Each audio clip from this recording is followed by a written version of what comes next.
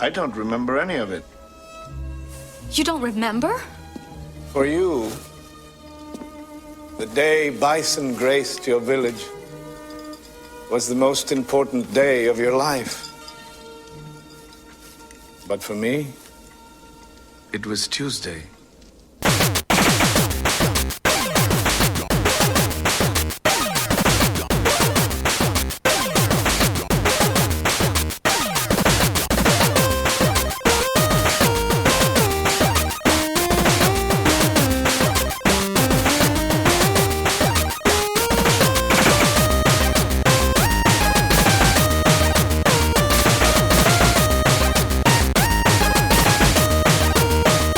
Welcome to the Rated G for Gamers podcast, episode 170, the E3 special, day 2.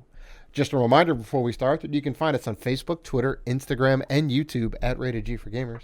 Please rate and review us on iTunes and Spotify. We appreciate all the love. Also, we're part of the Gaming Podcast Alliance. Check out all of the fine podcasts featured on there if you're looking for more gaming goodness. I'm your host, Dave Rotino, and this is my co-host, Dan. I've seen too many damn games, Robinson. What's going on, man? I'm exhausted. There's been a lot going down. We've been through 7 or 8 conferences now. There's been a hell of a ton of games. I do have to say one thing before we get right into the video games. Did you hear about the helicopter crash that happened in Manhattan today? Yes, I did, and everyone.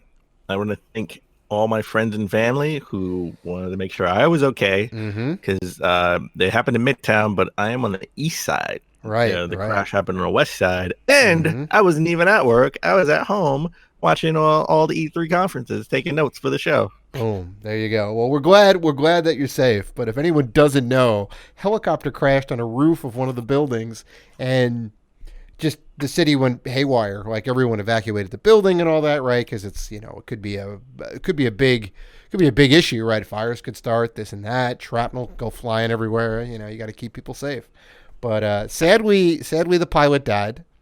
I learned that. So a little bit of a somber. A little bit of a somber day, kind of, brought down the joy a little bit from all the video games. So all I need, we're Spider-Man. Spider-Man could have helped save everyone like he did in the movie. Yeah, Peter Parker getting real lazy nowadays. It's upsetting. It's upsetting, man. Come on now. He's in California. Yeah, right. Relaxing. Oh my God. Why. So yeah. I just thought that was kind of wild. Insane, No, that's crazy. I didn't even know about it, funny enough, until like super later in the day, because I was really looking at my phone. I was like, dealing with all the press conferences, making notes for the show. Yeah. And finally when I picked up my phone, I was just like, I got all these text messages. Are you okay? You're okay? I was like, do I not know something? Am I okay? I don't know if I'm okay or not. Yeah. Wait, I haven't been watching the news. Right. So my thoughts and prayers go out to the pilot's family. Hopefully no one else was hurt, and this was hopefully it was a malfunction and not like error on the pilot, right? Pilot error or anything. Yeah. Details like still to come on that situation, but yeah. I'm with you. I echo those same sentiments.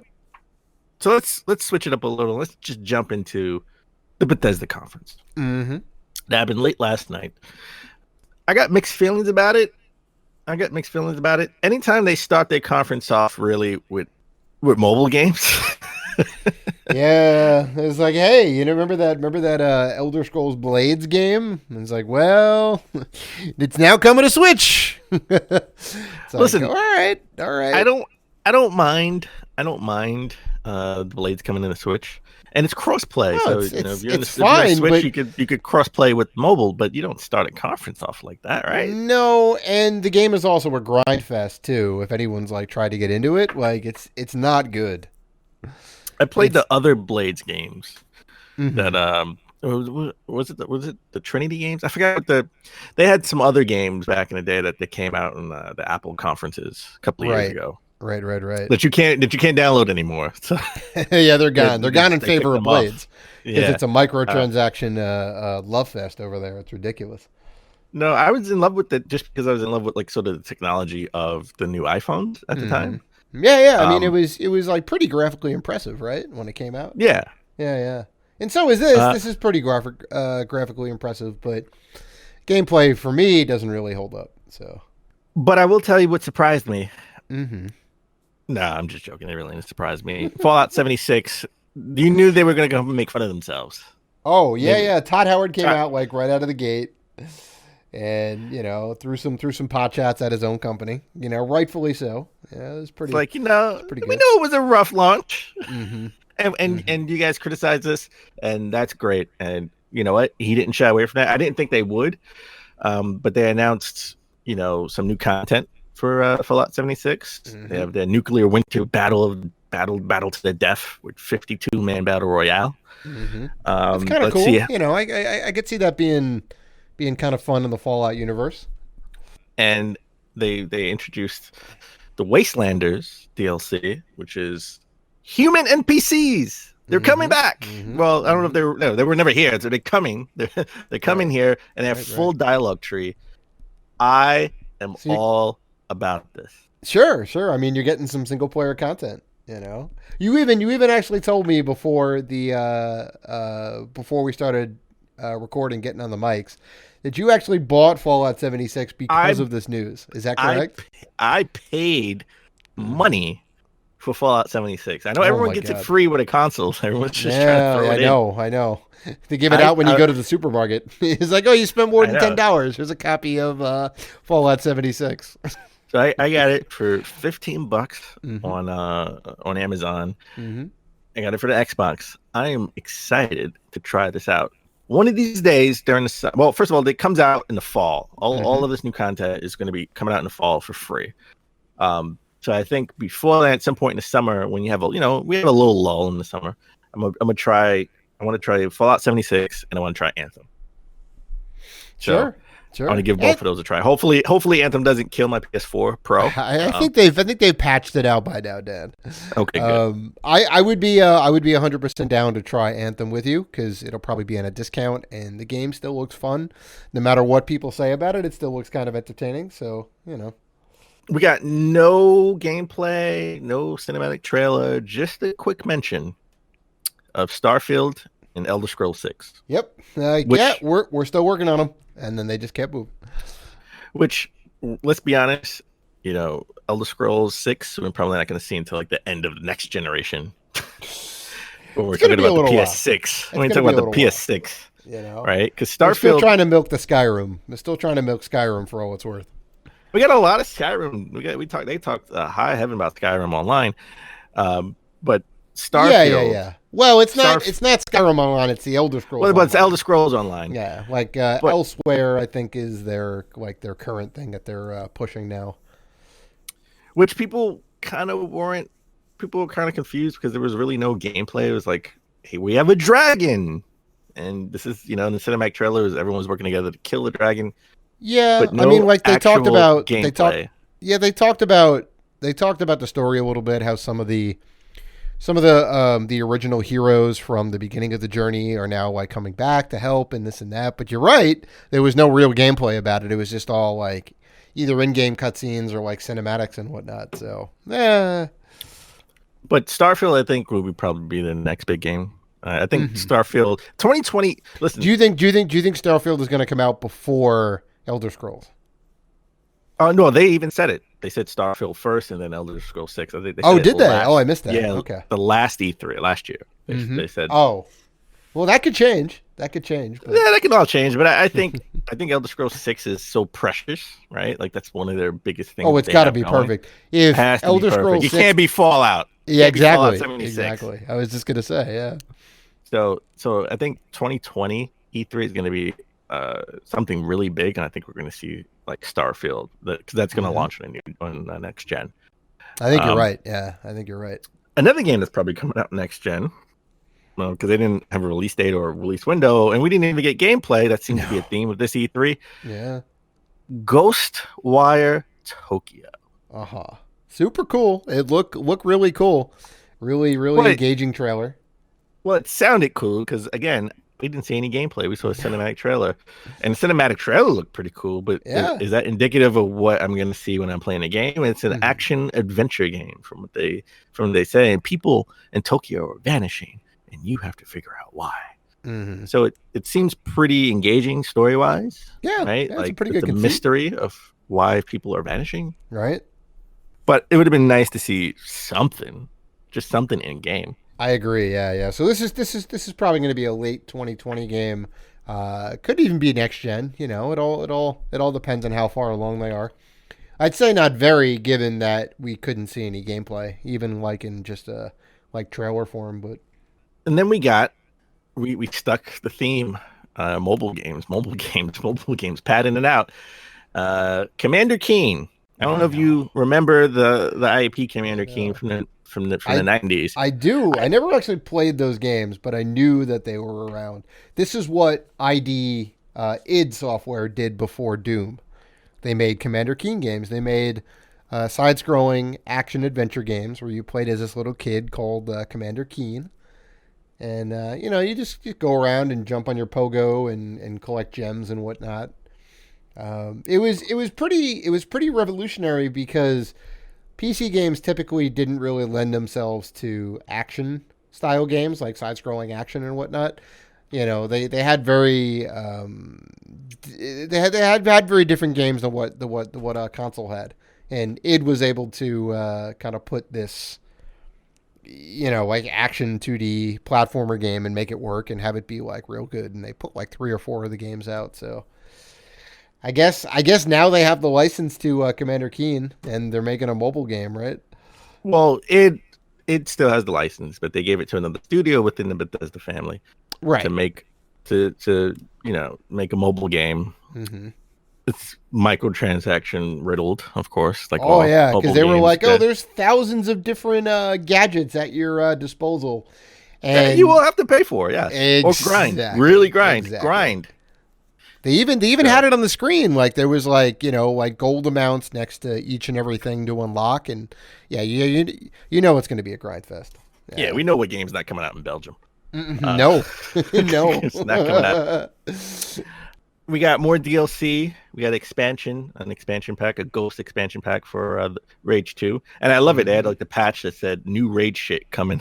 Yeah, very much in line with their kind of universe, so that was super cool. Yeah, giant mechs and whatnot. Like they got portable. Awesome. They have like the portable makeshift mechs in that world, and that look cool. And new vehicles and new missions and stuff. Yeah. I have to jump back into that. July, the end of June, July seems to be the time where I want to jump into stuff I haven't really gotten into. I want to go back. Today's Gone. I want to go back to Rage 2. I want to start Anthem and definitely dip my toe into Fallout 76. At least make a character. Wait until that the Wastelanders DLC comes out. Sure. So I was kind of like surprised that DLC already coming to Rage 2. Right? It seemed like really quick of a turnaround time. It's not out just yet, but it's going to be out soon. They wanted to announce it before Walmart Canada announced it for them. Of course, before they open up that can of worms. Thankfully, Walmart Canada didn't spoil anything this year. So, some other random dude on Twitter did. Yeah, no, apparently. Well, we'll talk about that tomorrow's show. Mm-hmm. Let's talk about Wolfenstein. So, Wolfenstein, fantastic series, fantastic game. I would assume we'll get the trilogy. I would assume we get trilogy in the next 2 years, right? Like it'd be time to get that Wolfenstein 3 wrap that story up. Yeah. At least that like whole arc of like BJ, coming back, and the 60s, the 70s, and then the 80s with this new one. So we got Wolfenstein Cyberpilot. We didn't really see anything of it. It's a VR game. It's coming out in July. They didn't really announce anything for that because they really focused on Wolfenstein Youngblood, which is coming out next month on July 26th. And the surprising thing is it's coming out on all platforms. That's right. Switch, Xbox, PlayStation, PC, all on the same day. All platforms. I'm getting this on the Switch, baby. Now, unless it has that stupid label at the top that says you got to download some of it, I'm gonna get this on the Switch.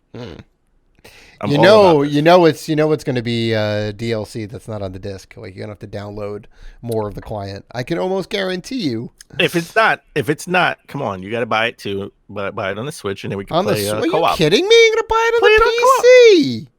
No. Yeah. Why would I buy it on the? Why would I buy it on the least powerful of the four possible systems? You're gonna buy Cyberpunk on the PC next year. That's year. right, and I'm gonna buy Wolfenstein on the PC because I want all my first person shooters to be crispy AF. All right. Come on. I want those top quality visuals. I don't want second rate 720p textures. Yo, come on. How about a crispy BG instead of AF? A crispy BG. Come on, we can play co-op. I see. I see. No. We got the Division for that. All right, we got the Division for that. All right. So I still got to work on you. I'll work on you. You'll get it for the Switch. All right. No. Here is the easy solve, Mr. Robinson. Why don't you make good on your word and build your gaming PC, and then we don't have any issues. You have this nice Windows machine. A PC? Wolfenstein Youngblood? You keep saying you want to build a PC. This is the perfect time to build a PC. I'm not building a PC for Wolfenstein Youngblood. I'm sorry. You're building it. You're building it for Cyberpunk. You're building it for the ultimate gaming experience. It's not just Wolfenstein. It's Wolfenstein. It's Cyberpunk. It's everything. All right. This is why I'm resistant to building a PC. You want to know a real reason why? I'll tell you why. Yeah, because you don't want to spend the money on it. I'm going to spend all this money on building a new PC, and I'm still going to buy the games on console. Hey, that's on you, man. That's on you. There's nothing I can do about that. Because I'm a console gamer, baby. I understand. I still wouldn't buy it on PC. You know what games I'll be playing on PC? All the games I reject at the Goodwill. That's all the games. So when Wolfenstein Youngblood 5 years, 6 years, 7 years from now is in Goodwill, then I'll buy it on a PC. Oh my god. It'll be $2 at the Goodwill. So so we didn't get a Dishonored game this year, which they did say Dishonored is taking a back seat for a while. It'll be dormant for a while. But for the Dishonored devs are still working on something special.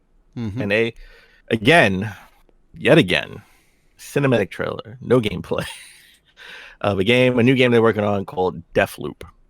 So it's looks like two assassins stuck on an island, and they know they're in a death loop. Every time they die, it starts to loop over.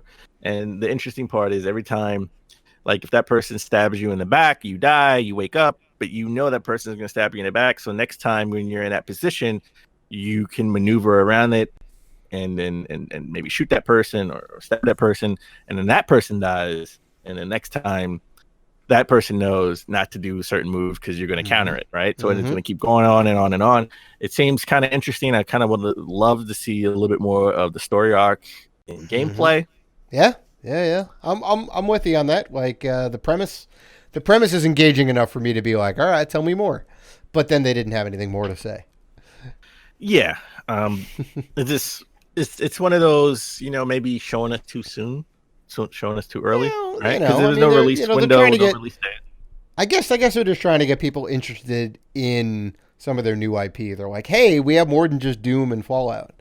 All right, we have these other things. Well, that's true. That's true because everyone, we know. Well, I can almost guarantee probably like next year, the Evil Within 3 is probably going to come out on next gen. Oh yeah. And then the year after that, Wolfenstein 3, right? And then the year after that, some Wolfenstein expansion, right? That's a standalone. And then what, right? And then maybe we'll get Elder Scrolls 6. Maybe we get Fallout 78. Yeah. Oh boy. Yeah. Now with even more bugs. It's going to be an even better watch, Dan. You'll see. Then they talked about new technology. So they talked about the new Orion initiative, which is their new tech that help with streaming, the new streaming tech. Yep. So I know when we sort of, before we started recording, you said, is this like a service or something? And I think this is not a service because everyone's going to have a service. We're going to have 50,000 streaming services. That's exactly right. 5 years. That's, That's what's happened with like Netflix and Hulu and Amazon Prime and the new Disney Plus and Apple, and it just becomes too much, and you're like, ugh, I can't afford all this.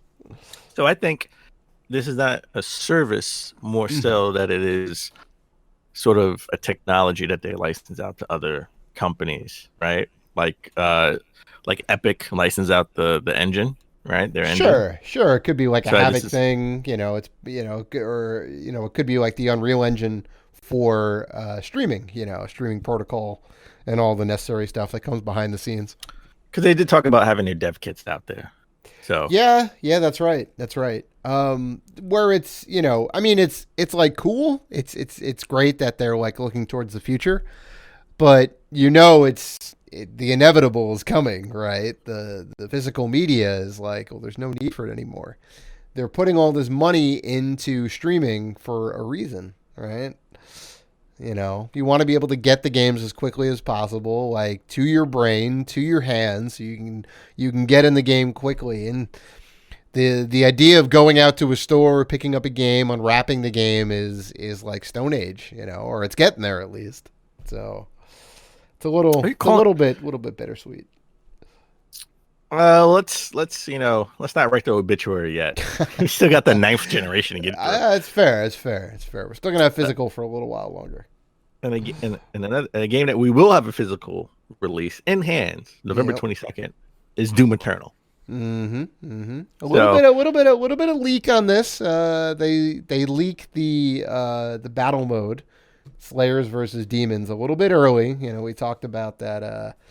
Elusive Twitter dude, and I guess we can talk more about him tomorrow too. But I think he kind of spilled the beans a little bit on this, a little bit ahead of the conference. So listen, I'm not into multiplayer games.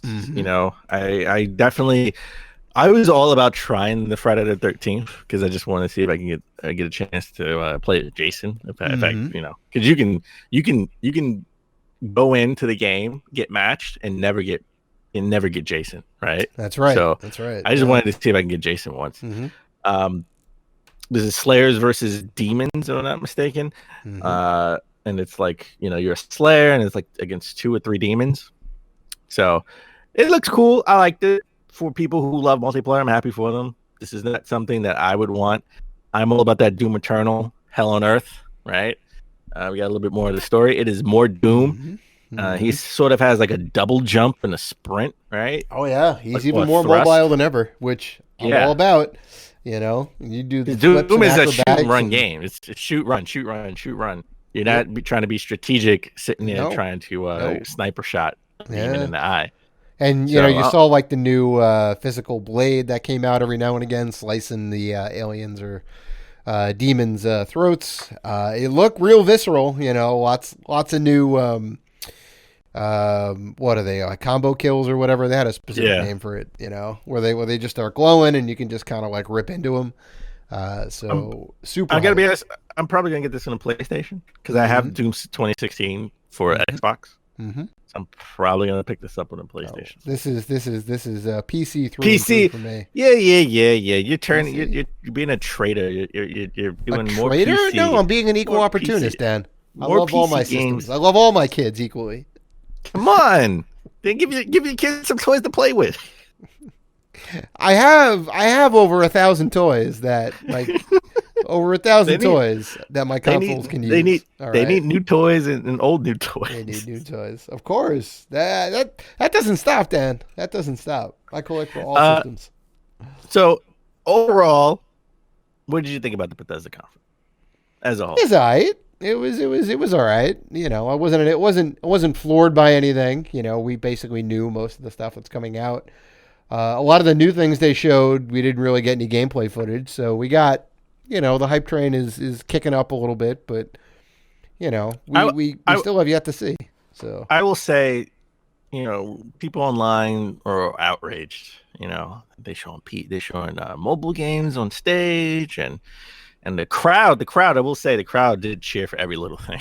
Yeah, the crowd cheered. Yeah. The crowd cheered for everything. Everyone was mad about the crowd. This is not indicative of what gamers want. And here is where they lost me, Okay, I was with them. I was with them when they talked about the what conference was that happened in November, and everyone was not conference, the fan fest happened in November, October of last year, and everyone was crying because they ended the game with a new mobile game and not a new mainline game. That was the BlizzCon. BlizzCon. Yeah. That was for Blizzard. Everyone would hate. The pitchforks were out for Blizzard.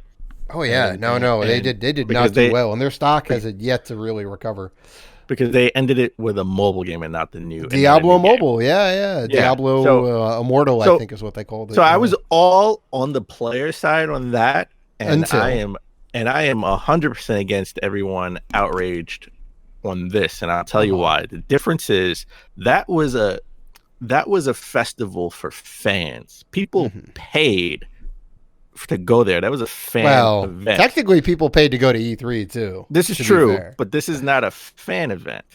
Everyone in the crowd. Well, it's for press specifically. Yeah, everyone in the crowd, especially in the first few rows, were developers and developer families.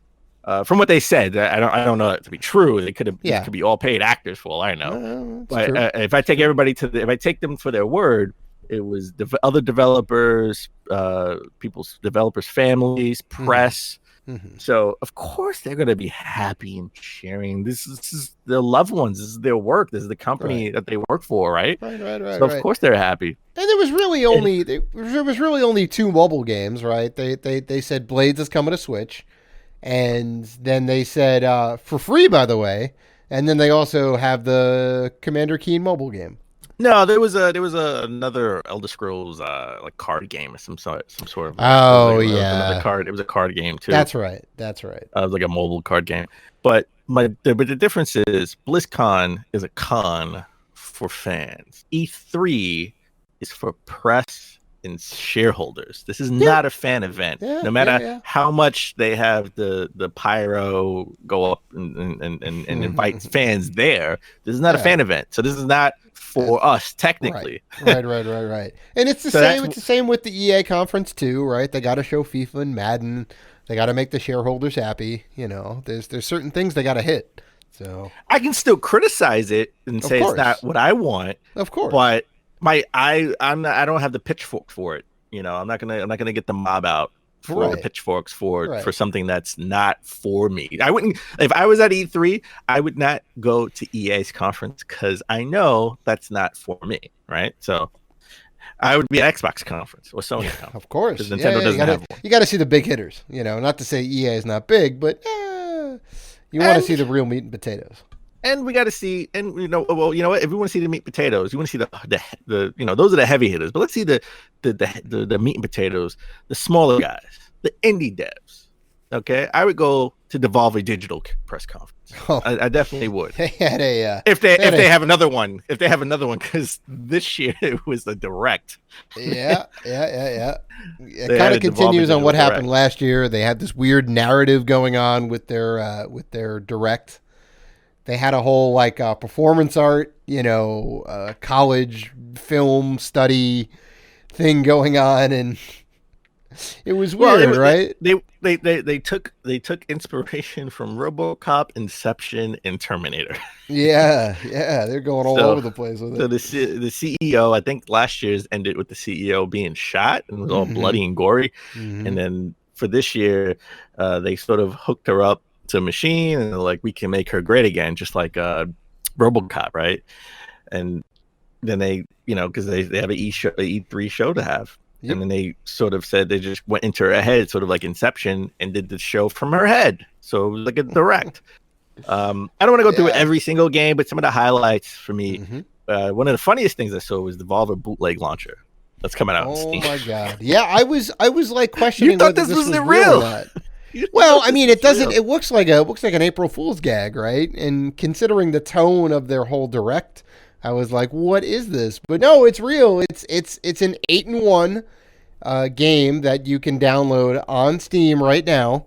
It is 1% off. You can get it for $4.95, and it's like 8 games that are basically like mocks of current Devolver Digital titles, like Hotline Milwaukee and Enter the Gun Dungeon, and like 6 other titles. It's kind of interesting. There's like a Piku Niku one and a couple others. For $5, you know, I may just get it and see how it is because it's kind of funny. But and then they had something I thought was fake. They had Enter the Gungeon, House of the Gundead arcade cabinet. Oh yeah, no, this was awesome. Super hype. I thought this. I also thought this was. I thought this was sure. fake. I really want a cabinet of this. So they're basically what they're doing is they're taking the Enter the Gungeon world, I guess, right, and they're making a light gun game for the arcade. They're partnering up with I forget. They're partnering up with some company to make this, but it looks like super cool. It's like a 3D style view, kind of like House of the Dead, right? And the bullets come like running at the screen. You gotta shoot them before they get to you. It's coming out early 2020. Mm-hmm. Mm-hmm. And then they had an 8-bit style game. Was it Carry On? Like a reverse horror experience. Right. Also coming in 2020. You play as this weird, like, shambling mass of whatever. Tentacle blob. Yeah. And so, like, you basically get to be the monster in this game. So, like, that was kind of cool, you know, pixel art style, you know, definitely about the visuals. I'll say that. So I had a lot of questions about it because it looks like you start off small, and I guess as you go, are you eating people or eating something? Because you at the end of that thing, you're like huge, right? You're like a huge monster. So I think that's what it's all about. Like the more you consume, the more you grow. Like you also become like maybe like a bigger target, right? Because you're now like growing in size. So that's true. Yeah, no, that seems super interesting. Yeah. It's kind of a neat mechanic. You know, I'm definitely down for this. This is also 2020, I think. No, it's coming in 2020. They didn't give like a early or late. Right. Sometime next year. Sometime next year. Then we have The Messenger, Picnic Panic. We already knew this is DLC coming out July 11th for free. I think this is why my Messenger game has been delayed. I'm not sure. I don't remember seeing an email. I know, and I think we talked about it before. My other game got delayed. Well, they did it with Celeste. If that's the one they did it with. They did it with Celeste. Yeah. So we got emails. Everyone who pre-ordered got the emails about it, and they were like, "Yeah, it's going to be delayed because we want to get all of the forthcoming DLC on the disc, and then we'll ship it out." So I'm like, "All right, I can get behind that. It looks cool. I know you weren't all about it. It looks cool. I need to actually beat the game. I'm stuck on the boss. Wait, the Messenger? Well, no, the DLC for the Messenger. I am 100% about this. You didn't seem like you were all for it though. Well, I'm not doing backflips jumping over the moon, but it's fantastic. When we saw it on PAX, you were just like, yeah, it's cool. I mean, I knew about it ahead of time, so it wasn't new to me. Like it was like great to see it there, and they had the whole booth, and I think you could play it, right? Yeah, you could play it. Yeah. We never got around.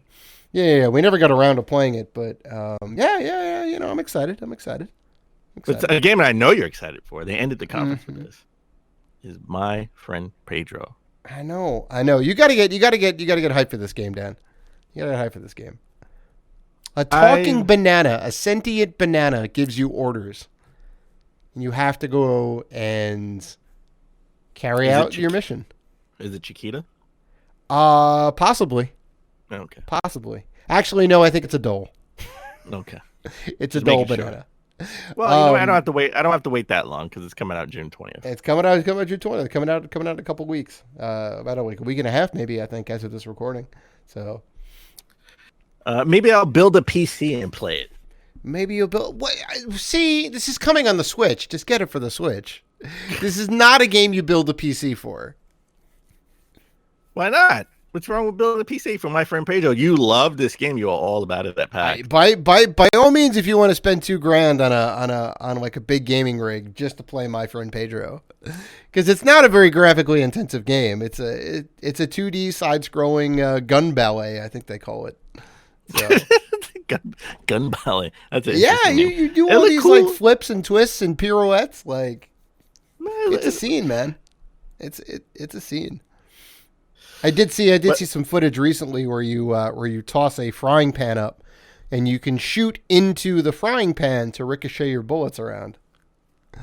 It's kind of neat. That sounds cool. And you can even kick it up again if it starts to hit the floor. You can kind of run towards it and kick it back up. Listen. I'll give it a chance. We'll see when it comes out how much it costs. How much is it going to cost? Is it going to be like a $10, $20? I'm going to assume it's not going to be $60. I'd probably say it's not going to be 60. I'd probably say 15 to 20, 25 maybe at most. I'll pay 10. If it's $10, I'll pay 10. I don't think it's going to be $10, Dan. It's going to have to wait in the back burner. It's probably going to be 30, I bet, if there's going to be a physical. No, I don't think it's going to be. No, I think this is a digital only. Limited Run is going to have to put this out at some point. There's eventually going to be a physical, I'll tell you that. This game is ripe. This game is ripe for it. You see what I did there? Ripe for a physical. Yeah. You see what I did? I transitioned us into the PC gaming conference. Or the PC gaming show. Well, there we go. As they like to call it. There we go. It was very long. I will say that. It was better than last year's. It was definitely better than last year's, yeah. Seemed to drag a little. Mm-hmm. So the pacing wise, they did a pretty good job pacing. So a little quirky, awkward moments, but I don't want to go over every single game because Microsoft had like 60 games. PC gaming had a lot of games too. Right. So there definitely was some crossover between the other conferences and this one. So we saw, PC footage from games that we've already either talked about or have heard about before. So, we're kind of skipping over some of that stuff. I love how they stole the Xbox moniker exclusive, right? Oh, yeah. A lot of things have exclusive. Even Evil Geniuses 2 was announced. Mm-hmm. So I didn't play Evil Geniuses, the original. I forgot about the original game. It came out like almost like 14, 15 years ago. Like you basically play a mad scientist. You play a Bond villain, or any sort of maniacal dictator trying to take over the world. And you basically build your giant. Oh, just a normal day. Okay. Yeah, exactly. So it's super fun. I'm really surprised that they're coming out with a sequel because it kind of just came out of the blue, but it did look really cool. It kind of got me hype. I'm going to assume that it's going to come out for other platforms, but right now I think I just said PC, right? Just PC as of right now. Mm-hmm. A game that I was super hyped for, and just because the concept is super interesting, and again, wasn't all for the Slayers and Demons and Doom Eternal, and this is sort of like similar, similar kind of like that because it's sort of ghosts versus ghost hunters. And it was Midnight Ghost Hunt. So basically, you're in this haunted castle, and you have sort of what I call I was calling them the Ghostbusters the whole time I was watching it. Ghost hunters or Ghostbusters. Ghost hunters. This haunted house, and they're trying to capture the ghost, where you can play the ghost, you can play the ghost hunters, and the ghost can the ghost is just pretty much trying to hide. You can fight back, but it's not in your best interest to fight back because the ghost, Ghostbusters have Ghostbusters proton packs and stuff. Yeah. So they technically have the advantage early on in the game, right? And then I think by the time it hits midnight, then you get like amped up. You turn to super ghost, right? Steroids, right. And then really, man. Yeah, and then you really want to get on the offensive, right? And you can start possessing different objects. I think you can always do that, but then you can kind of use them to your advantage. You wouldn't even need to. Now you're super ghost, and now the Ghostbusters are running from you, or ghost hunters. I keep calling them Ghostbusters, and they have they have 4 minutes to survive, right? But they said in their playtesting, 90% of the time the ghost won. That's crazy. So that's how superpowered the ghost is. Yeah, right. So, all right. You can play as the ghost hunters or the ghost, correct? Yes.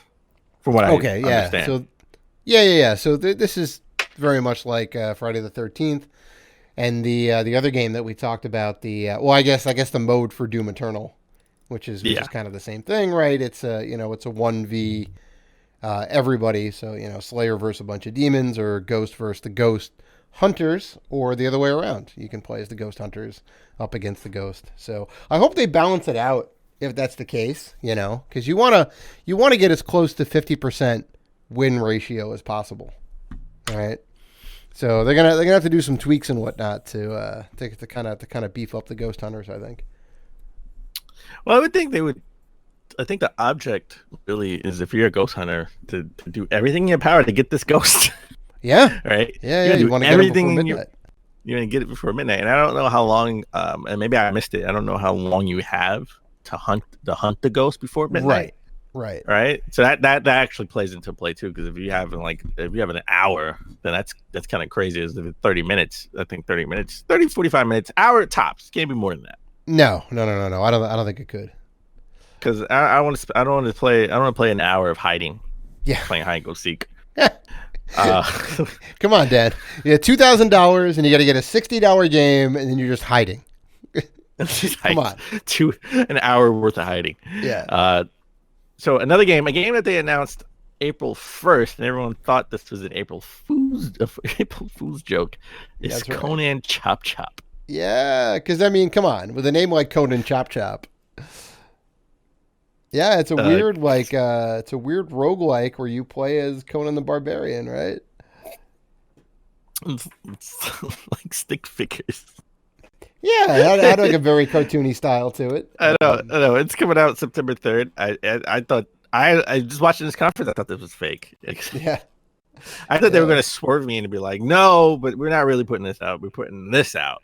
But they knew what they were doing. They put this out April 1st. They knew that they knew everybody was like, this was fake. Another game, Planet Zoo. That's coming out November 5th. I thought that was cool. It's another simulator type game where you're building habitats in the zoo for animals. Yeah, it's the same guys who did Planet Coaster, I think. So if you've played Planet Coaster, and that game is fantastic, I think this is going to be in the same vein, just in the zoo variety. It looked beautiful. Visuals look real nice.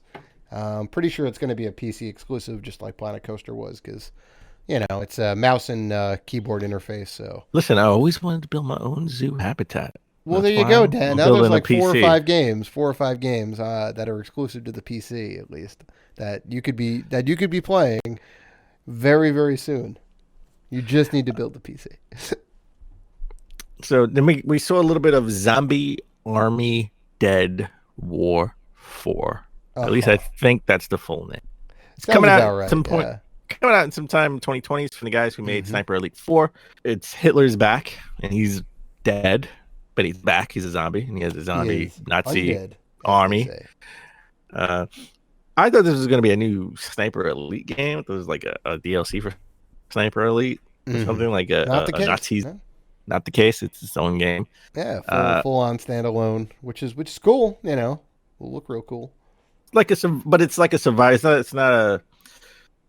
I don't think it's a survival game. I think it's like you play as 4 players and you got to survive, right? So yeah. I think that kind of sounds about right. You got to fend yourself off from the zombie Nazis. The zombie apocalypse. Yeah. So that looked cool. I was like, I looked at the end when they show Hitler. I was like, oh my god, yeah, okay, I could see that. But then I thought it was DLC for like the Sniper Elite games, right? But a game that I am so sold on, and I hope this is a console game. Please be a console game. That is Maneater. Oh my god, this is GTA for sharks. Yeah, it was a fantastic trailer. There's this fisherman on the boat, right? He's just got like the the hip waders on, and that's it. And he's sitting there drinking a beer, listening to his 70s rock tunes, and he's playing the giant fish like a guitar. And all the while in the background, there's this shark who's just like terrorizing everything around him. He's oblivious to it until it gets to the end of the trailer, and then you're like, oh, he's like, holy shit, what the hell has been going on? And the game is a shark RPG, a shark PG, they called it a shark playing game. It seems like your shark can go around, do all the things. It's GTA for a shark, I think, is a fair assessment of this game. But it looks like there's a hell of a ton of humor. Probably one of the only games where you can play as a shark. So, points to them for originality. And the more you eat and destroy things, you can level up your shark and get bigger, right? You can get you can increase the strength of your teeth so you can bite through like boats and stuff. Like this is crazy. This is crazy. I was all about it. I was all about this, and I love the cinematic trailer where the guy just has his headphones on. He's like supposed to be the master shark fisherman, and then like the shark is just eating everything around him, and he's oblivious to it. Yeah. So. Too good. Definitely. I think for me wins the comedic award for best trailer. It wins the best it wins the best game award for for the PC gaming show, in my view. Yeah, I was like, it's pretty solid. Yeah, because she was like dressed as a shark afterwards, like interviewing the developer. So yeah, that was a nice touch. All right, so you know what? Why don't we take a quick break, and when we come back, we'll finish up and talk about Limited Run Conference and the Ubisoft.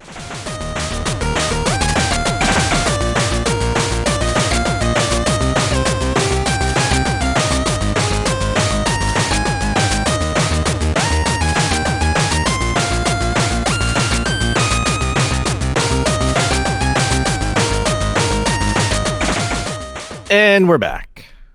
All right, let's get into my so far. I'm gonna just say I'm gonna say it right now. So far, my favorite conference of E3. Preach, Dan, preach. And that is limited run games. It was a good one. It was a good one. They still sort of kept the same hokey, fake auditorium. It's the same tone as last year. Yeah. Very kind of low key. Let's make a fake 3D auditorium. Let's have low quality visuals. And they improved it slightly from last year, though. They cleaned up a little bit, which, if that makes any sense, like they made a bad product not look worse, but I don't know. I don't necessarily know how to say it. But we say bad product, but they did it. It's purposely done this way, right? Of course, so purposely done to be funny. Yeah. And out the gate, I got to be honest, a game that I thought had a physical edition. I guess I was wrong. Power Rangers Battle for the Grid. I'm a big Power Rangers fan from when I was a kid. And I know you're going to get this game. I guarantee it. I will get this game at PAX 2020 because I'm not going to pre-order. It did look kind of cool. I'm not going to pre-order it right now. It's out right now. Pre-order for Switch and the PS4 for $60. I'm not doing that. And they have a special edition. Not doing that either. I guarantee you this is not going to sell out, and this will be at PAX next year. So I can wait to buy this. Oh well, they always have extras. So yeah, I mean, I don't think it's going to be that hard to get. A game that I won't wait, that I will pre-order when it's available. A game that I thought I had. I thought there was a physical edition for this, but I must have mixed this up with another game, and that is Transistor. Right. Fantastic Transistor game from Supergiant Games, who also made Bastion. That was their first title. And I think also Pyre. I think that was them as well. Transistor's great.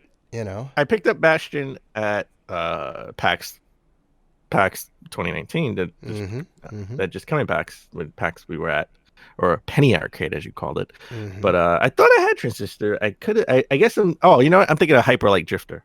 Right. Yeah, no. Different game. Visuals kind of similar a little bit, retro futuristic style. The game is like super cool. Fun note about Bastion. You can play that in your Chrome browser. Oh, yes. I didn't know that. Yeah, it's crazy. It was like, I think the first like real video game that you could play like in the Chrome browser, right? Which was the start of them like tinkering around with game streaming and like whatever else, like trying to get it without you downloading this client and this and that. So, you like basically install an extension, which is the game, and it plays directly in the browser. But, it was like super cool. Like I played a couple levels of it. A game that we played, or I played, and I had to get you to come and play. We definitely both played this. Blazing Chrome. We played this at PAX. Yep. I thought it was all about this game. I mentioned it as one of my games that I really at PAX, and it's getting a physical release, Switch and PS4. Mm-hmm. So I was all psyched for this when I saw this. You got to get it on the Switch, right? I mean, I think that's the way to go. I'm probably going to get it on the Switch. We'll see. I mean, it's sort of like a Contra. It's great. It's sort of like a Contra style game. Mm-hmm. Run and gun, as they say. But yeah, it definitely had a lot of shades of Contra. I mean, there's like a whole scene where you're on a motorbike riding down the highway, which is straight out of Contra 3, like stage 4. You know, a game that I was mind blown. I was like, I didn't even know this game existed. You already knew about this game, but I never knew this game existed. This is because I love the original Sonic series, Sonic 2. Most of all, Sonic 2 was my jam. Sure, although like the side-scrolling ones, yeah. Side-scroller ones, Freedom Planet, which is a spiritual successor kind of to Sonic, right? And this is coming out June 21st. Looks all right, yeah. Looks all right. So it gives you definitely vibes of Sonic. I don't know anything 100%. About the story. Don't know anything about the characters. Some of the characters, because you're going. The whole thing is speed and going fast, and they have the even same sound effects like of Sonic. Yeah. Some guy has like these weird ears, so he's like he could float in the sky, just like Tails. Just like Tails.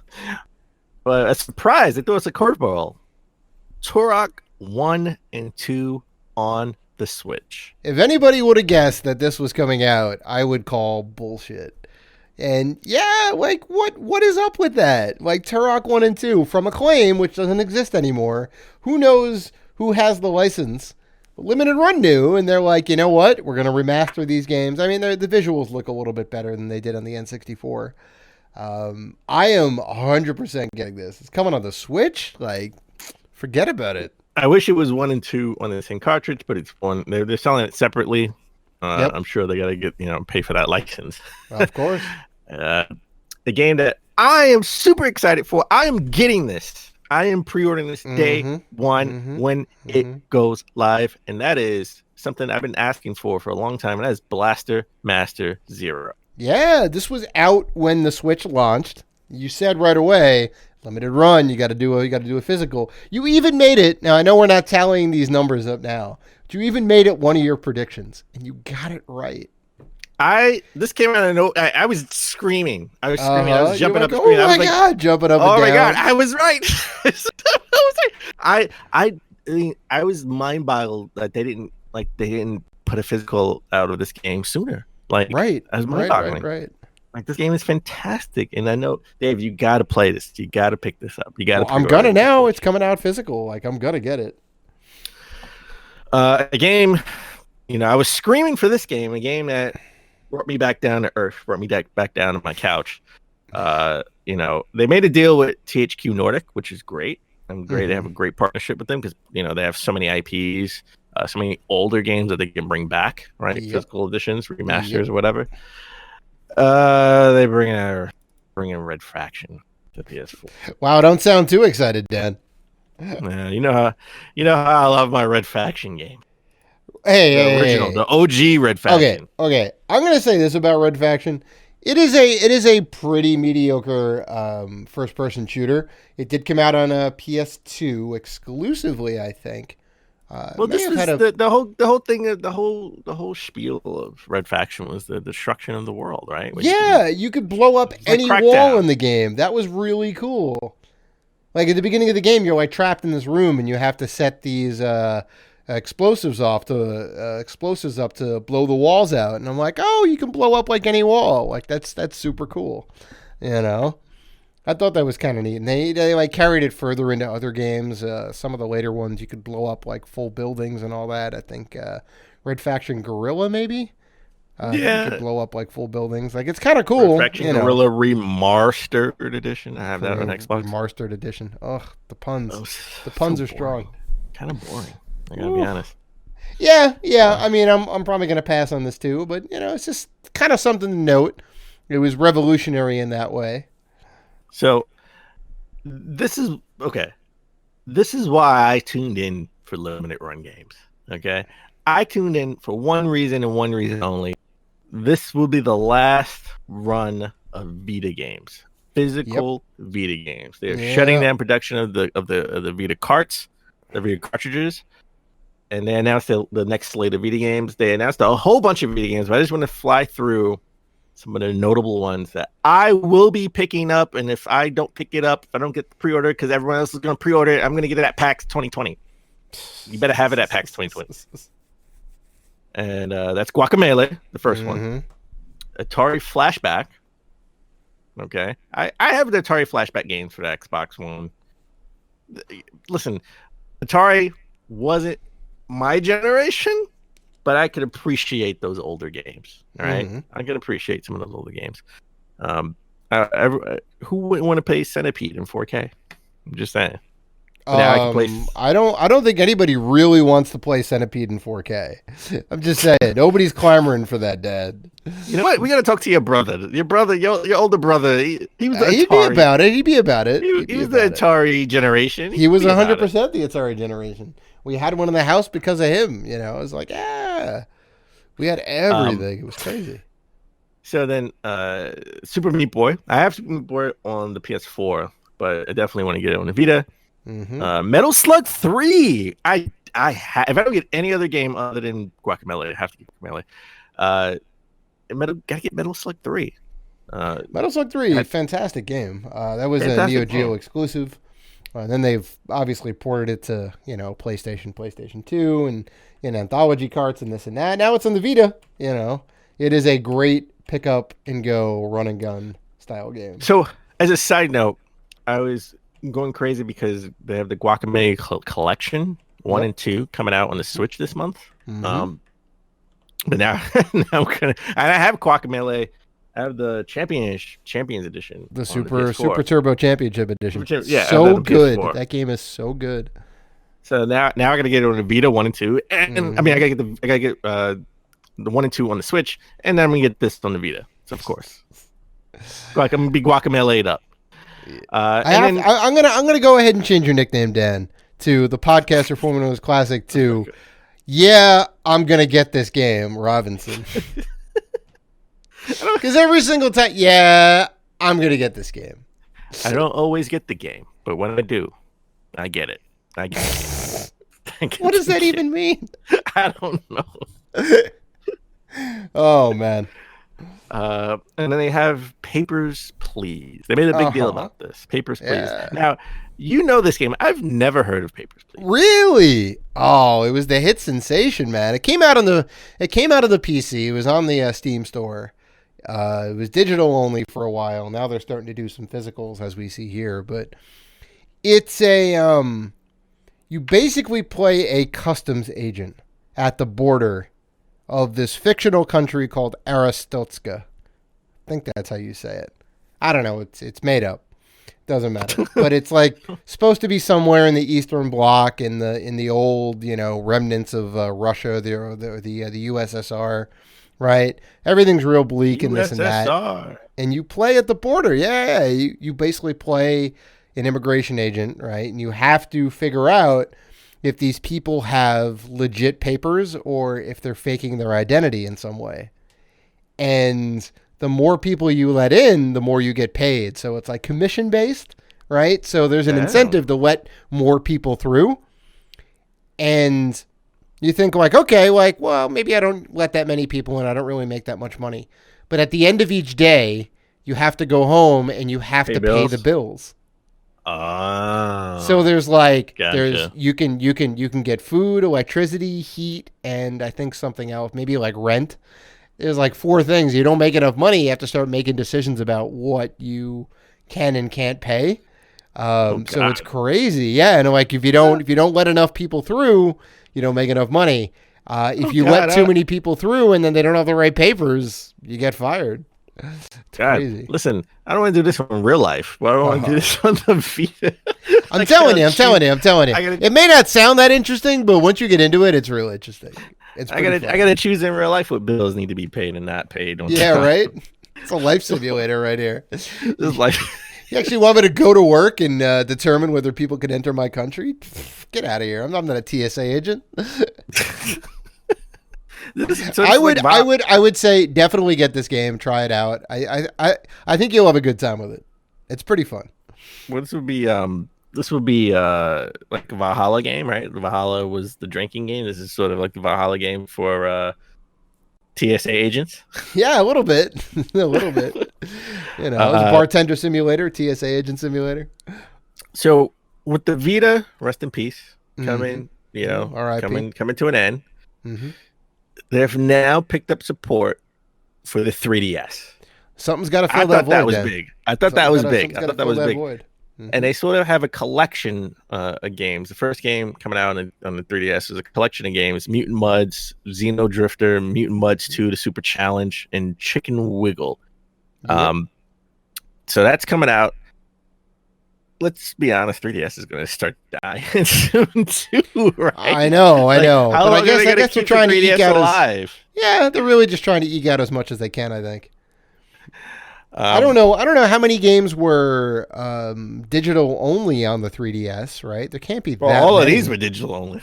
I know, but I mean, like, I honestly, if you like pressed me, I wouldn't be able to tell you more than like one or two that were digital only. All right. Yeah, it's true. I don't know. But I mean, obviously, Limited Run sees a market here. You know, they've got the license. They're getting into it. They already have the Switch license, so it probably wasn't that difficult to get the 3DS license. They have the Wii U license. And they have the Wii U license, too. Yeah, their Limited Run never ceases to amaze us. So, and then they put out The Real Mist. That's coming. That's going to be a thing. Now, I played the original Mist, not the real Mist. I played the fake Mist. I played the fake Mist on PC a long time ago when I was a kid, and I played it on. I played the fake Mist on the Sega Saturn of all consoles. Right. Yeah, of all consoles, I played it on the Sega Saturn. Wow. Yeah, Mist. Say what you want about Mist. It was kind of monumental for what it did, like the level of visuals and kind of the storytelling that it did. The puzzles, people kind of go back and forth on the puzzles. Were they good? Were they not good? It's not really the point, but they did. Real Mist is a remake of the original Mist in the late 90s. Yeah, of the fake Mist. And they basically turned it into a 3D game where it was really just like stills and you would kind of point and click and go to the next screen, Real Mist was supposed to be in full 3D. I think they added a new age. There was 5 different ages now. It was a buggy mess when it came out. It was not good. I can only hope that they've fixed all those problems. Otherwise, this game is going to crash when you get into it. So you're telling me I should just play the fake Mist? I still have it. play the fake Mist. Sure. I don't know how well that game's going to hold up. Real or fake variety, but by all means, yeah. Then they announced the Shenmue 3, which was on the PC gaming stage as well, which is coming out. It got delayed until November 19th. Shenmue 3 Collector's Edition for the PS4 and PC will be exclusive to Limited Run. Yeah, no, that's bonkers, right? They get the special edition. Yep. Now I'm not gonna buy it, but you're not. Well, that's what I was just gonna ask you. Are you gonna get this? Why not? Listen, I'm not the biggest Shenmue fan, right? And I saw that Cyberpunk Collector's Edition, or the Doom Eternal Collector's Edition has the helmet. You have the Doom Man helmet, like a helmet you can wear, no less. I'm definitely not wearing it, but you can try it out at least once. That looks cool. I was thinking about it, and I may do this. I may go back and see if I can get every collector's edition for PS4 exclusives that came out. Oh boy, for PS4. Yeah, I'm gonna go back and see if I can get every. I gotta get the Order 1886. I know I don't have it. I don't have the special edition. I'm gonna see if I get the collector's edition. Dan, what are you doing, man? The Days Gone one, the Spider-Man one. I gotta get the early days. See if the Killzone had one. I want to get every special edition for PS4 exclusives. So that's something I've been thinking about. So I'll pass on it. I'm gonna buy Shenmue 3. I'm just gonna pass on the collector's edition.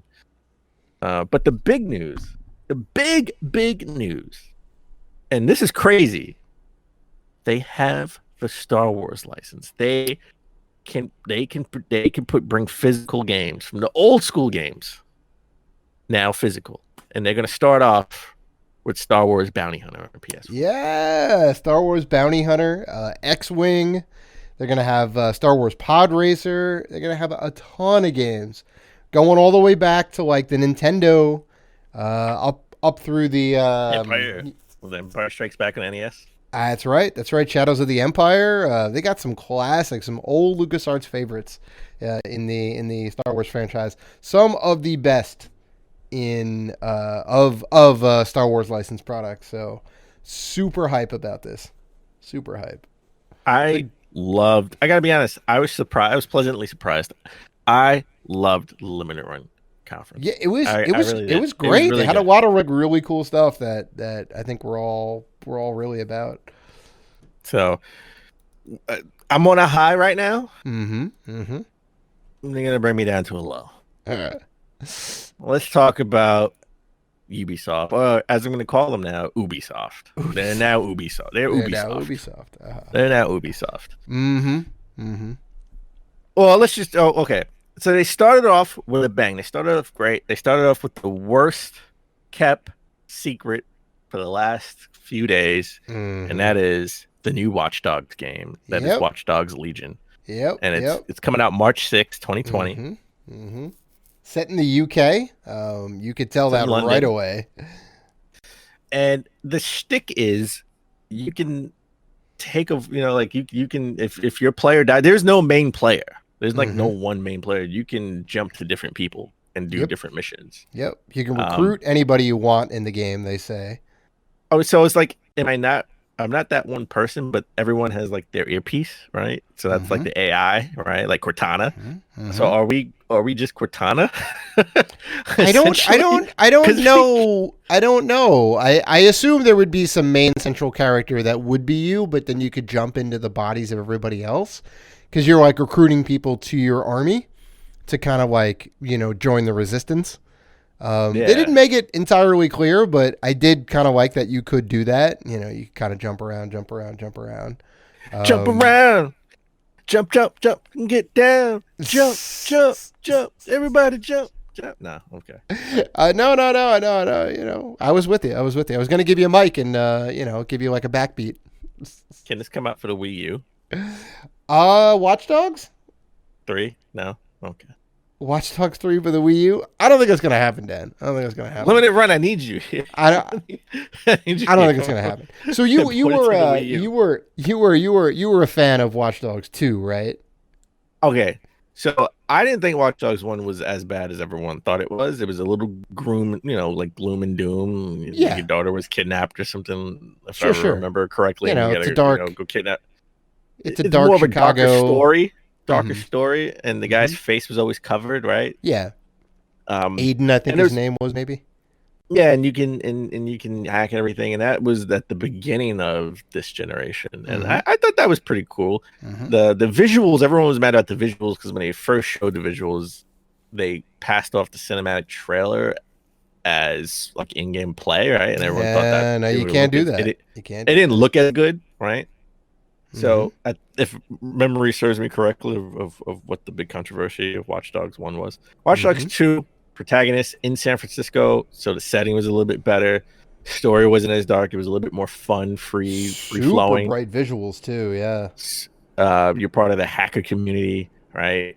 I liked it. I mean, listen, I played a lot of it. I played maybe 5, 6, 7 hours of it.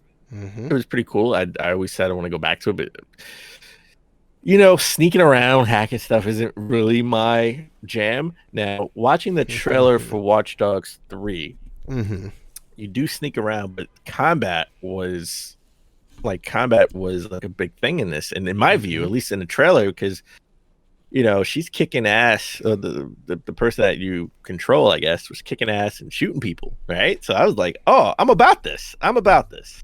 I can switch players. Now, every player you switch to has their strengths and weaknesses.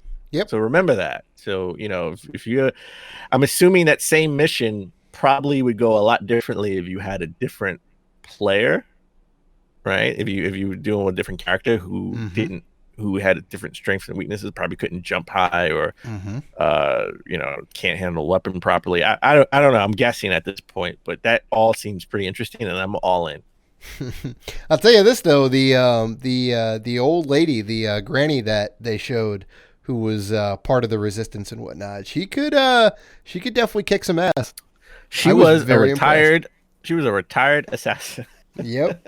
And I love it. There was like a point where she walks up behind one of the kind of sentry guards or whatever, and taps him on the back, and he turns around. She just like pops him right in the head with the gun. I was like, ooh, love it. I love it. I want to be able to do that. I want to be able to poke somebody from behind and then just like pop in the head. She hit him in broad daylight too. So after that, the show sort of went just downhill. I mean, we had our Just Dance break. Of course, they gotta have their dancers out there. They had a little dance in the beginning. There was a Just Dance break in the middle. It wouldn't be an Ubisoft conference without it. Wouldn't be an Ubisoft conference. It wouldn't be. And then they talk TV. So they have a new show coming out on Apple TV. Yeah. They had one of the creators of It's Always Sunny in Philadelphia. No, I think he's an actor. No, I think he's one of the actors on. He's also one of the creators. Yeah. Oh, he is. I didn't know that. Yeah. I don't watch the show. Everyone's. It's so good, Dan. It's so good. That's why I was all hype about it. I was like, Rob McElhenney comes out, and he's like talking about this thing. I know you weren't like crazy about it. You didn't really see how this fit within their conference, but it's a TV show about making games. Yeah. An MMO. Yeah. It's about this MMO company. Rob McElhenney is like the lead artist or designer on the game, really kind of full of himself and whatnot. And, they have the little trailer and they're like, we need to go ahead and promote this new expansion for the game. And the trailer that this guy cuts together is basically just like a trailer for him. And they're like, what was that? He's like, it was a trailer for the new game. I think that was just a trailer for you. With his shirt off and explosions in the back. Yeah, it's kind of funny. So I don't know. I'm upset that this is on Apple TV. It's like, how am I going to watch this now? I'm not upset. I'm not upset that it's on Apple TV. I'm not upset that it's anywhere. I'm just upset that it's at the Ubisoft conference. I mean, it is about video games in a way. I guess so. I mean, listen, I can understand mobile games because mobile games make them a lot of money. Right? Well, so you have mobile games. I'm sure this content creation partnership is going to make them some money too. I know it's making them money. I just, I don't want to talk about, movies and TV. I mean, mobile games, I understand, like I said, but that wasn't even the only movie announcement. Like the Division 2, they talked about the Division 2. Yep. And the Division 2 is getting a movie on Netflix. So they made an Apple deal and a Netflix deal. Yeah. I mean, what better stage to say, hey, we know how much you love the Division. You're going to be making a series based off this world. Like, I'm like, all right, I'm about it. I mean, they also mentioned that the Division is getting new content. You can end up going to the Pentagon, and they have a university where there's a whole set of missions that revolve around that. Well, they have 3 episodes. Cool. They have 3 episodes, and it's part of those episode DLC drops. I think they're all going to be this year. You get to go to, they have a mission in the Pentagon. But the last episode, they get to come back to New York. They have a backdrop of the Statue of Liberty in New York. So that's awesome. They didn't really tell us much about it, though. All right, tying it back to the first one. Right. Tying it back to the first one is awesome. And they have all the assets and everything from that. They just kind of slap a fresh coat of paint on it, use the Division 2, updated code and whatever else. I'm kind of hyped. We gotta get back into that game. That's what that means. We do get back into that game. It does. We got to level up. I mean, yes. So talk about, I did say, I can understand mobile games, and they did have a mobile game. I think it was a mobile game. They have a Tom Clancy's Elite Squad with Sam Fisher. He's back. You wanted a new Splinter Cell game, right? He's sort of not back. A new Splinter Cell game, but yeah, I mean, it definitely did look like a mobile game, like a tactical mobile game, which makes sense in that world, right? But I would only drop that if I had a new Splinter Cell game to go with it. I mean, it's definitely not the biggest news in the world, right? It's kind of on the lower end of excitement for sure. Then we got some Ghost Recon. They got Ghost Recon Breaking Point. That's the new Ghost Recon game. Now I'm excited about this only because they announced that you can play with a squad of AI if you're a solo player. Which fill out the rest of the team. Yeah, Wildlands you couldn't play solo, so you needed a with team. A human had squad. To be a team. Yeah. Yes.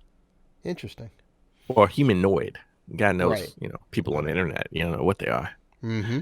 It was the thing. I think it was like really cool because when they were showing the trailer for this, I thought it was a Punisher game because they had John Bernthal. And they had him like I'm like oh he did come out on stage. He did come out on stage. He's the Punisher. Yeah, he came out with his dog, which was weird but also kind of cool.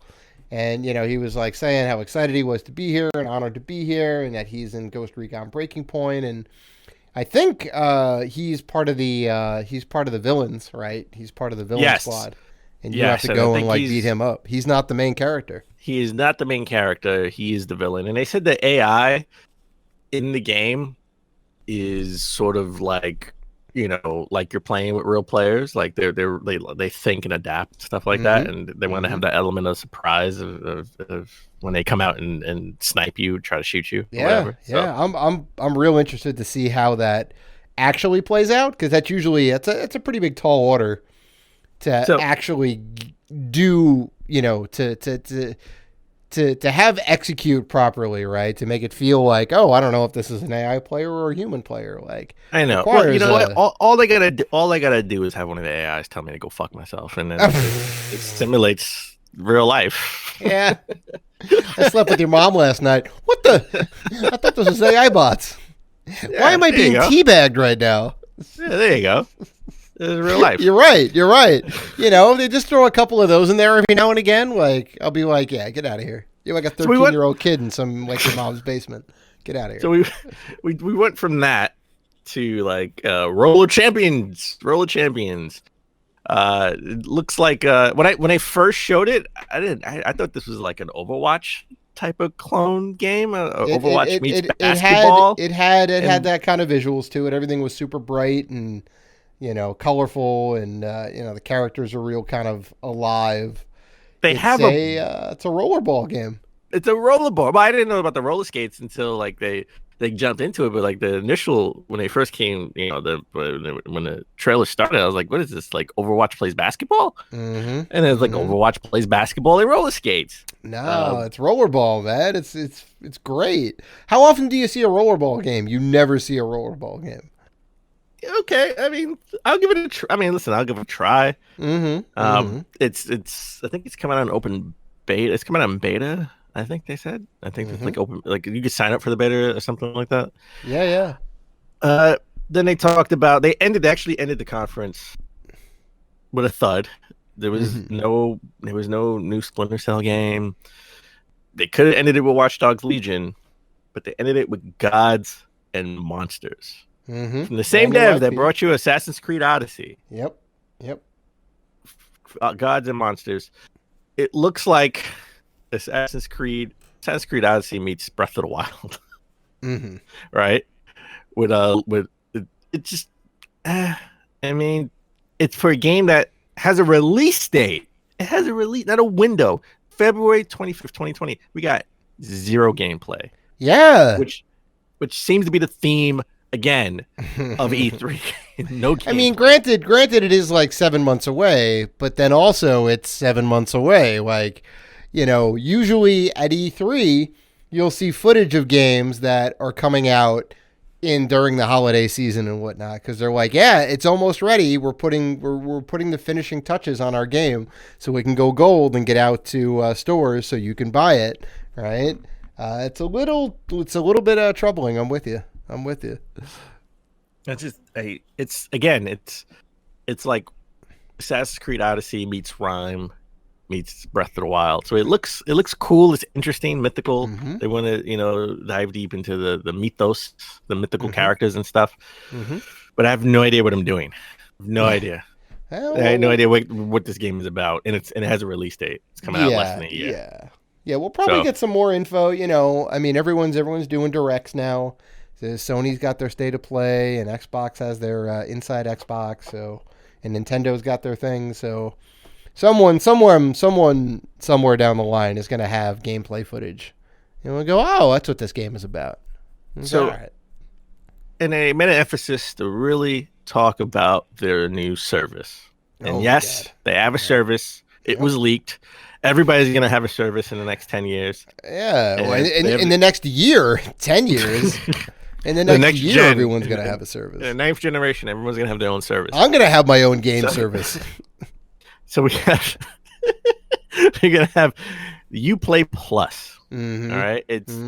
It's only going to be on PC as of right now. Mm-hmm. It's 100 plus games of Ubisoft games. Yep. And it will be $14.99 in September, and next year it will be coming to Stadia, because Ubisoft is all in with Stadia and all in with streaming. Yeah, they are not Sony, they are not Xbox, they are not Nintendo. They are third party. They are all about everything, right? Get their stuff on every single platform. So the partnership makes sense. Why wouldn't they do it? They were already in bed with Google with Odyssey, right? That was kind of their test bed for all this stuff. Odyssey is going to be on Stadia already. So what I want to know is the Uplay for $15. Can I just get the Stadia client on the free version and and pay for the Uplay service, the Uplay Plus? Do I get the 100 games? Or does it have to be on the Pro $10 a month tier? Right? That's the question. They didn't say one way or the other. So, hey, if you want to play Rain Man, the definitive edition, on any platform, your phone, you want to play it on your washing machine, okay? Ooh, you want to play it. You want to play it on your TV, or you want to play it in 4K. Mm-hmm. You need Stadia. Pay $9.99 a month on top of your $14.99 a month for Uplay Plus. Now I'm already out. $300. Buy the game used from $300 GameStop. a year. No. Over $300 a year. No, that's too much, Dan. That hurts. No? Jesus, $300 a year. It's a brand new console. Do you want to pick up and go? Do you want to play Rayman Definitive Edition, not only in your washing machine, but your R-Zone, if you still have one? My R-Zone. I do have one, actually. Funny enough. Play it on Stadia. That thing is the worst. Just like these pricing tiers and these services are the worst. It's just gonna be like all the streaming services that are out now.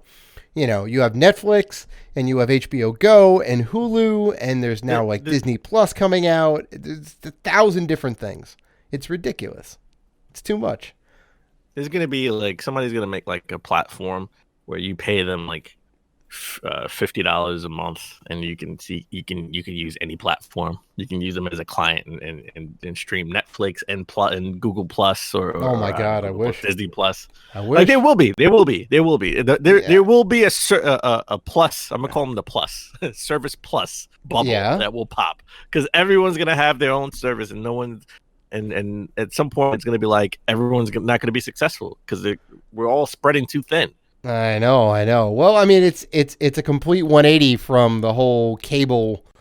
Cable became way too big. There was a ton of bloat on there, a ton of content nobody wanted, and then now it's going too far in the other direction. All right, you got services for everything. It's crazy. So, I don't know. Any closing thoughts on the conferences for the day? Ubisoft. I got to be honest. I was really disappointed. I was really hyped for Ubisoft. Mm-hmm. I thought we would see. I was hoping we would see Watch Dogs, but I was hoping we would see a little bit more. Hoping we would see a little bit more. And I understand Assassin's Creed is taking a hiatus, but I thought we would at least get a glimpse into what the next one is. Mm-hmm. But I'm sure the next one they're holding it tight to the vest for next gen. And I wouldn't I would be surprised if E3 2020 we see 2 Assassin's Creed games, one for next gen, one for old gen, just like we did last time. Right. Well, we had Assassin's Creed Rogue and Rogue, or was it Unity and Rogue? I think Unity and Rogue. I think it was Unity and Rogue, but definitely Rogue came out on 360 and PS3, exclusive. Mm-hmm. So limited run games. I was really excited. I was hyped. it met my expectation, exceeded my expectations. But honestly, I'm disappointed in Bethesda slightly. Just, I mean, they had a lot of cell phone games. Not my jam, but I understand why they have that. They have it there. I figured we would see. I was holding out hope we would see at least maybe a cinematic trailer for Starfield. Right? We haven't seen nothing. We've seen nothing. No, it's definitely going to be next year sometime. We've seen rocks in the logo. Like I thought we would see at least a cinematic trailer to get people hyped at the end, at the end of the conference, right? And we got one more thing. So yeah. Today was Today was on the day. I think I'm kind of with you. I did love Limited Run. I did also love the PC Gaming Conference. There was some new information that came out of that, some exclusive trailers and whatnot. We got the Maneater trailer, which everybody needs to go online and watch the Maneater trailer. It is fantastic. I'm gonna actually watch it again after this show ends, after we wrap up here. I'm with you about Bethesda and Ubisoft. They could have been a little better. They could have had some more punches thrown.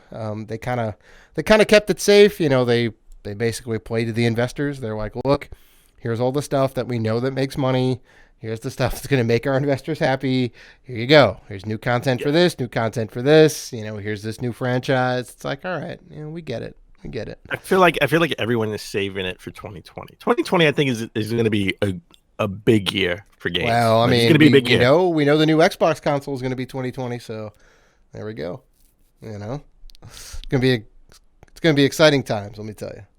So, that about wraps up episode 170. The E3 day 2 episode is in the books. We have one more episode coming tomorrow. We're going to be covering the Squaresoft conference, which I think is going on right now, the Nintendo conference, which will be tomorrow, and the Kind of Funny Game Showcase. So we'll see probably some really cool indie games shake out of that. So stay tuned. We want to thank you guys for being the good fans that you are and doing all the good stuff that you do. If you want to interact with us, and we know you do, you can find us on Facebook, Twitter, Instagram, and YouTube at Rated G for Gamers. You can always email us at info@ratedgforgamers.com. So please listen, like, rate, review, and subscribe. And as always, keep gaming.